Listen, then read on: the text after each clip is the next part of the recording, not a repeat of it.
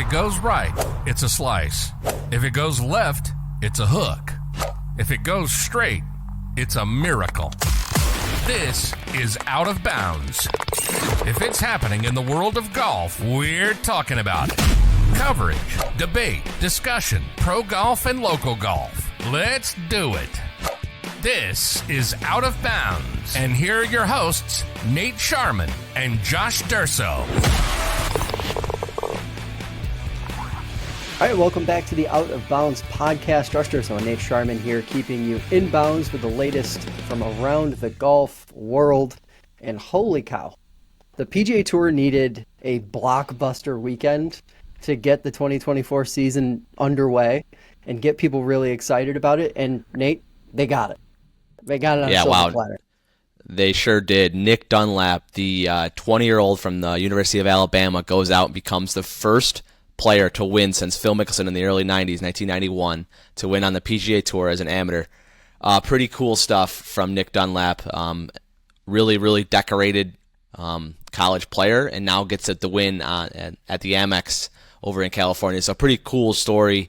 Really good, really low score to kind of position himself in the lead. Had the lead going into Sunday, and then goes out on the front nine on number 7, just cold hard shanks one, makes a double on that hole.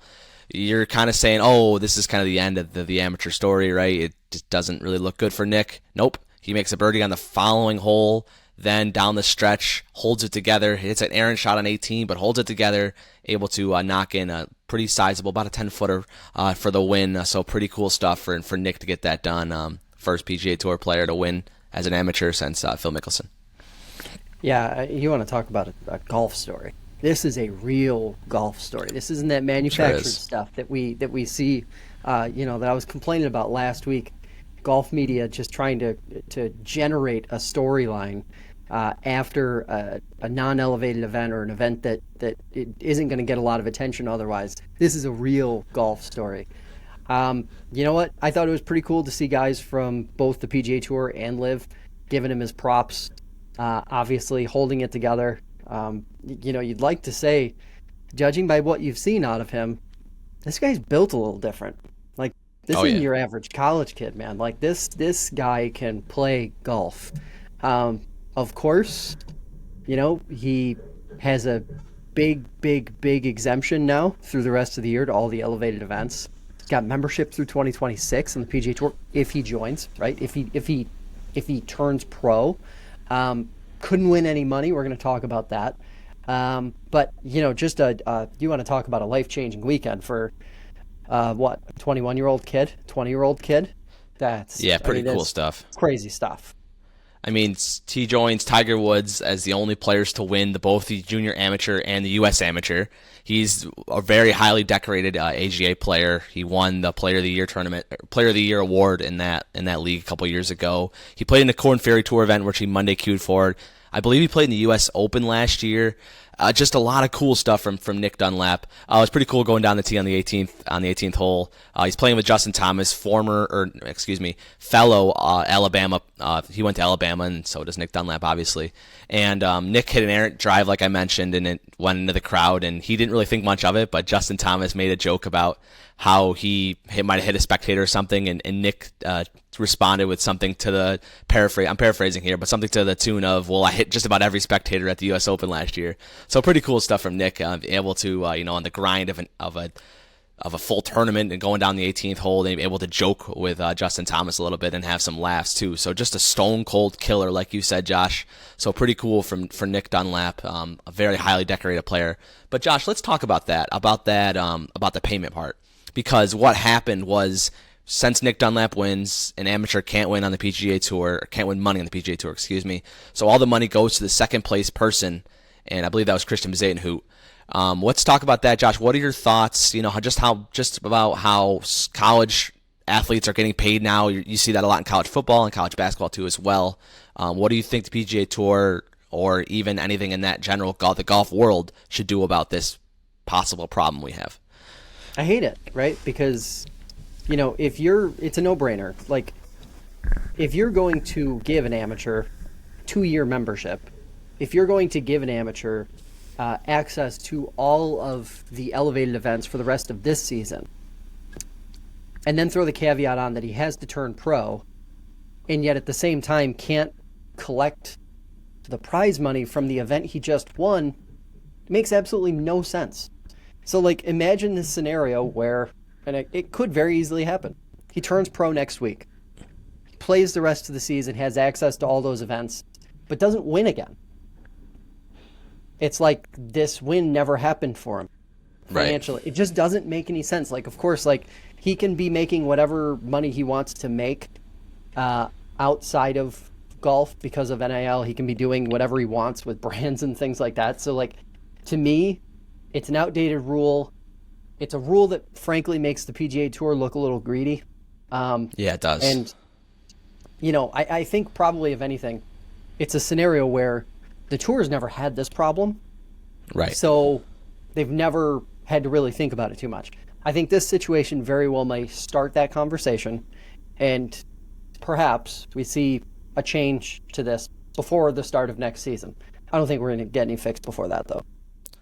Yeah, Josh, you're absolutely right about the tour looking silly. You know, this was such a huge golf story, right, that not just people in the golf world, you know, took attention to, but people in just the sports world in general. Something happened in golf that hasn't happened in 30 years. I mean, this is just a monumental story across sports. I mean, the NFL playoffs were going on, and this was talked about. This was how Nick Dunlap won as an amateur on the PGA Tour. And then you go ahead and you look at the money displays, and he's Nick Dunlap, $0. And to the casual person, you're like, what? That's crazy. This guy just won a PGA golf tournament and he gets $0 for it. So yeah, outdated for sure, Josh. I understand where the rule kind of roots from, but yeah, like you said, we need to find a way to kind of get around this rule and kind of reward this good play for an amateur. But like you said, Josh, we haven't really had to deal with this. Maybe Sam Bennett in the Masters a little bit last year, but still that was a little bit different in a way. But yeah, it's definitely different. Do you think he's going to turn pro in the next month or so? And I know that he's got a lot of decisions to weigh. I know that's really a hard decision, but what's your opinion on that? Yes. I don't know how. I mean, yes, but I don't know how fast he does it. Right? Like, I don't know that he's going to necessarily be in a rush to do it, to turn pro. So I think it may be something that we see slow rolled. But I think in general, like, that's hardly even a question. Why wouldn't you turn pro? Like, right. What would be the reason to go back to school at this point? Just for the sake of going back to school? Yeah, the only thing I can think of is if he really has his eye on, you know, winning a team national championship at Alabama and possibly competing for that individual national championship title, right, that we've seen a lot of illustrious golfers win in the past. But you just have to figure out if that means more than your PGA Tour career / professional golf career, right? So I think it's a really hard decision. I think it's really easy to say, well, why? Why would you not take the money? You're in all the elevated events. You know, you're in a lot of the majors and stuff. You can start your professional career. But as a 20-year-old, you know, you have these goals when you're a kid. You know, you're looking at guys like guys like Tiger Woods and like people like Roseng, who have grown up and won these national golf events in college. And you're like, oh, I want to be there. I want to be on that big stage. But you play well in a PGA Tour event and everything changes. So it's going to be a really hard decision, in my opinion, for Nick Dunlap. But eventually, I do think he does go pro. The timetable, I'm not sure, like you said. Yeah, I mean, I also think from the outside, it would also appear to be a pretty privileged thing to do if he decided to go back to school. Because it's really the only scenario where you can look at it and be like, oh, you don't need to make, you know, at least $2 to $3 million over the next 2 years. You can afford to just go back to school. Like, it's one of the things that I think wouldn't land with very many casual fans of golf or casual observers of sports in general, because we see it in every, like, other sport. When you have that opportunity, when your stock is highest, when you have that opportunity to make that money, you go make that money. Yeah, it's easy to say that you're going to play good golf if you wait a year and then you join the PGA Tour next year. It's easy to say that, well, I'm a good golfer, well, he's a good golfer, that he's going to be just fine. He's going to win plenty of golf tournaments. But things happen quickly, right, Josh? Either the golf swing goes away, or you turn your ankle, doing something crazy, and your career, your athletic career is finished. So that's also a part that you really have to put into yourself to figure out, well, am I ever going to be as hot as I am right now? Probably the answer is, but you still are a little bit hesitant, right? You would think. Yeah, I mean, and look, we've talked about it 1,000 times how basically we see players on tour have hot stretches of golf. Right. And if it's your moment to have your 8, 12, 16-month stretch of playing potentially the best golf of your career. I mean, no professional golfer, I think, looks at it that way, or very few of them actually look at it that way. But if you are potentially entering that phase, or you're potentially entering, he could be thinking, putting up God numbers like Tiger. I mean, you know what I mean? Like, if either of those scenarios are on your mind, the answer is go pro and start that process. Yeah, for sure. It'll be interesting to see what Nick does over the course of the next few weeks. He did already withdraw from next week. I don't think that decision has anything to do with him going pro or going amateur. I bet you he just wants to go back and be with his family and celebrate this victory together. Can't even get a beer at the bar yet, Josh. He's only 20 years old. So, but I'm sure there's a little bit of that going on back at his camp. But just celebrate the win. I bet you you're really emotionally drained after an event like that. So just getting some rest and some recovery. I would venture to guess maybe he hasn't even touched a golf club yet, but he probably has, knowing how competitive golfers are. So pretty cool stuff. Congratulations, Nick Dunlap and the University of Alabama. Yeah, for sure. Let's talk about something else. I think that's we both agree is a net positive for professional golf. The match, part a billion. Rory and Lexi versus Max and Rozang. February 26th, 6:30, West Palm Beach. Interesting stuff. How do we feel about it? Where do we come down on it? Yeah, it's cool. They're playing at 6:30, so they'll be under the lights. I believe it's 12 holes, which is cool. We've seen a lot of iterations of the match, and some have been cool, some have not been cool. We've seen parts we've liked, and some parts we've not liked, right? So it's cool that they're doing it again. I think it's awesome that Max is involved. We know Max Homa so well between his media appearances, his appearances on Twitter, and some other different stuff too, and just the fact that he's always willing to talk, right? So I think that'll be cool.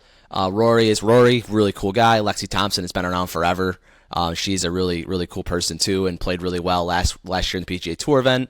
And then you have Rose Zhang, kind of new sort of crop of golfers, right, on the LPGA Tour. This comes down to just being really cool for women's sports in general. I mean, women's sports have really, in my mind, taken a bigger step in the last, I don't know if you want to call it 12 to 18 months, right? With Lexi playing the PGA Tour event. You have Caitlin Clark at Iowa, who's just lighting it up, too, in the basketball world. And not to mention a ton of other different athletes that are playing well right now. So good on the PGA Tour for kind of capitalizing on this movement and throwing Rose in with this group and Lexi as well, to kind of show what they can do and how good they are. I think this will be really cool to kind of see what Rose is like. We know a little bit of her, but kind of seeing her on this stage is going to be even cooler. Yeah, this is always an opportunity to get the personality of players out there a little more aggressively. Look, I love it, but my only issue with these matches at this point is that we're still just calling them the match. It's like this thing that was Tiger Phil centric. I don't know how many years ago. Like, it feels like it was 8 or 9 years ago now. This needs to be rolled into TGL or the PGA Tour or some kind of new exhibition series. I don't know what you want to call it, but you got to stop calling it the match. I think these have a lot of potential, and a lot more potential if we stop calling them the match, because most casual fans, when they hear the match, they do think back to that Tiger Phil series. And I think that was the match. These are something else, entirely. Excuse me. And I think, this would probably be a really good way, a really good first step for the PGA Tour and LIV to kind of dip their toe into the pool of working together. And if I'm dreaming big, I'm hoping by the end of this season, no matter what we're doing with a framework agreement or Saudi investment or whatever the case may be, that we're seeing these types of matches across the two golf leagues. Yeah, that's something we've called for a really long time, Josh, and it would be so damn cool to see these two leagues kind of square off against each other, right? We've done a little bit of hypothetical stuff, but I love to see put a peg in the ground and go at it. But yeah, they definitely need a new version of the match, right? I think that's a little bit out of an outdated term. A lot of money does go to charity, which is really cool.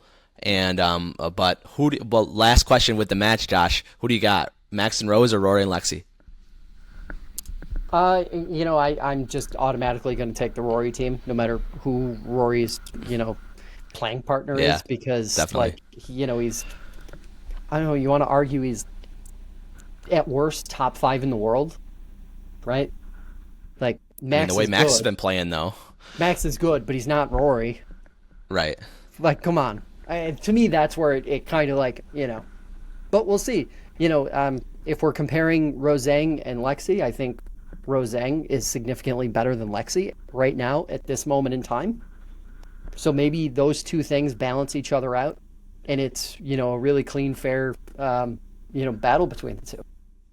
Yeah, Lexi has played some incredible golf, though. We saw her on the PGA Tour last year, and she played really well in that event. Rose is still a little bit, she hasn't proven it as much as on the LPGA Tour. She does have a win and has played very well on the LPGA Tour, including in the majors.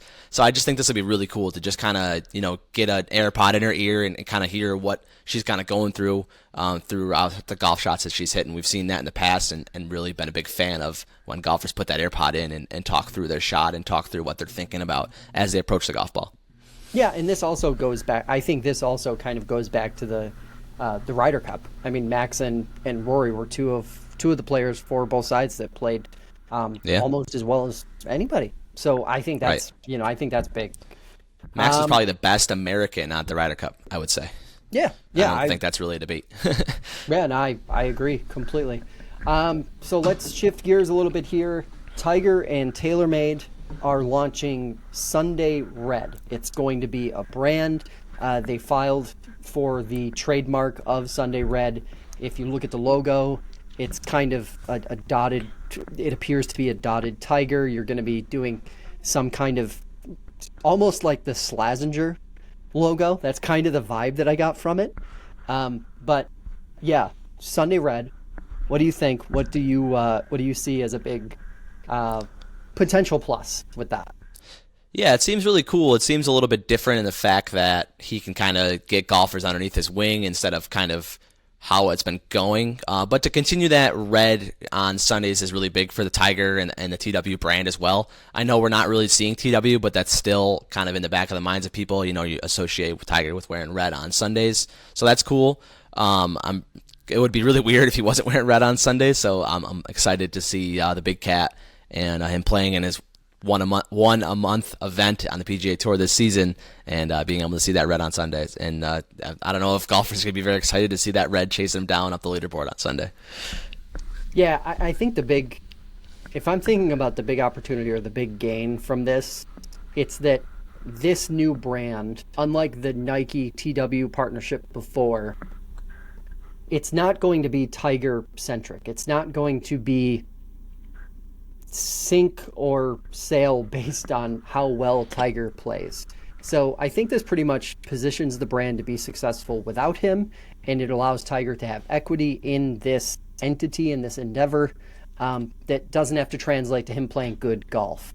My guess is probably we're going to see some athletes signed to this Sunday Red brand. I think that could happen by the end of the year. I think we may, if TaylorMade Actual and Tiger launch this thing by the end of this season, I think we could see some off-season signings next winter and potentially other players, younger players, playing under this Sunday Red banner in 2025. I like it. Looking forward to it. Thought. Okay, so to wrap the show up this week, I've got a little bit of a prop. I know I got a little prop for you. If you are looking Love my props. If you're looking at 2024, I'm setting the over-under for Jon Rahm, his wins this entire season, at 1.5. Are you taking the over or under? I'm including all the majors, and I think there are arguments for both sides of this, which is why I think it's such an interesting question, prop to potentially debate. But 1.5, are you over or are you under? I'm taking the over. I think between the I think it's like 11 LIV events they play and then the 4 majors. So you're looking at about 15 events that he's going to play in this season between LIV and the PGA Tour. We've seen guys win multiple LIV events in a season. Taylor Gooch did it last year. I wouldn't be surprised if he wins 2 LIV events and competes in the majors. I think it's hard to say what guys win a major, of course, but I think he does win 2 LIV events. I wouldn't be surprised if he comes out swinging in that first one and plays really well at Mayakoba coming up here. But I think, oh man, that's such a good line you set. You should go work for Vegas. But I think over 1.5 is kind of where I'm going to sit with Jon Rahm on the LIV Tour especially. Yeah, I'm actually pretty confident in taking the under. And I think it's actually because I think there are going to be a lot of people who say he's playing in weaker field events, so he should easily win more than 1.5. He should easily win 2 events this year. But I actually think the opposite is true at this point. I think, when we're talking about the fields of these LIV events, I don't necessarily think they're as easy to win as a lot of people want to believe they are. And by the way, elevated events on the PGA Tour without Jon Rahm in the field, they got a heck of a lot easier, in my opinion. So I think there's a bit of a catch-22 there. I would take the under because, we've seen guys, even though they aren't quote-unquote on the top of their game or aren't considered to be among the best in the world right now in this moment, Taylor Gooch, DJ, they've won multiple times. And I just think there's more competition over there. This is also his first campaign over there. Caveat being, I guess, if he wins a major, kind of throws a huge wrench into that, because if he wins a major, sure. I do think he'll win 1 LIV event this year. I just don't think he'll win a major. Well, I would argue, Josh, that it's almost easier to win an elevated event than it is to win a non-elevated event on the PGA Tour. I know that sounds crazy, but you have double the amount of people, and that's just what I'm going for with a non-elevated event and versus an elevated event, right? You take a look at these elevated events, we're around 60. The LIV Tour is at 54. So it's not, I don't want to say it's easy, but you only have to beat significantly less amount of guys than you do in these big events. So I think that's kind of 53 guys, right? I know I say only. I know that's pretty tough still, but it's still tough sledding for a guy like Jon Rahm, but it's just so hard to win. That just really goes back to tie up a bow on Nick Dunlap. He beat hundreds of guys in that event. So I think it is pretty cool for that story too. But yeah, that's a really, really good number, like I mentioned, Josh. But I think he does win 2 of the events this year. Yeah, we'll see how it goes, and we'll debate this again. I think another topic that we will have to talk about at some point here is exactly what you just alluded to, in terms of what is actually most difficult to win in this version of what the PGA Tour is. Is it an elevated event or is it a non-elevated event? I think to your point, non-elevated events might be a little certainly more an argument. I don't really know if I have my answer to that question yet, but I really do think it surprisingly could be a non-elevated event with just the more amount of people in a cut. And just, but you have the pressure of the big guys playing in the big event. So I don't know. It's certainly a toss-up, Josh, but I'm looking forward to debating that here in the future. Yeah, for sure. Hey, that is going to do it for this edition of the show. You can catch more out at our Substack. You can also listen to the show on Spotify or Apple Podcasts, and follow us on TikTok if you want to see more from us in between episodes. For Nate Sharman, I'm Josh Durso. And remember, whether it's down the middle or out of bounds, keep on swinging. You've been listening to Out of Bounds. If it's coverage, debate, or discussion of pro and local golf, we'll be talking about it. Be sure to visit the website. Find us on TikTok, Instagram, and Twitter. See you next time on Out of Bounds.